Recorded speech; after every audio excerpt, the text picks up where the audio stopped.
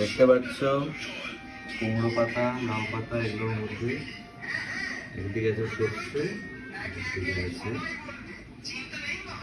মশলা। একটা স্পেশাল রান্না।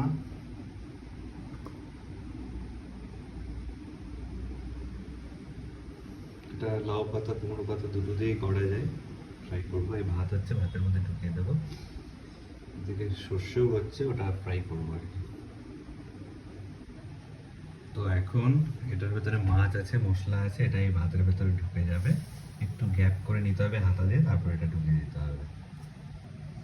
এই চলে গেছে এর ভেতরে।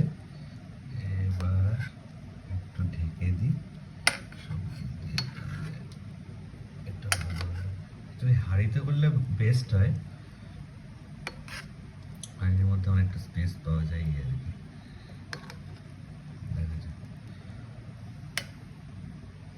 এর ভেতরে এখন টানা রান্না হবে।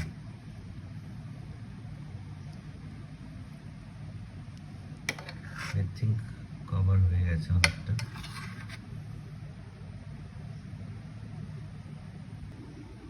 এবার রেডি, তেল গরম হয়ে গেছে।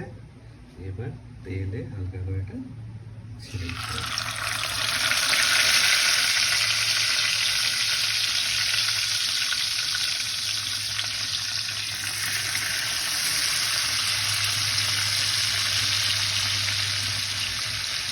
এদিকে ভাতের মধ্যে আরেকটা আইটেম হচ্ছে। রেড করলে কি এর মধ্যে কি আছে বলতে পারে?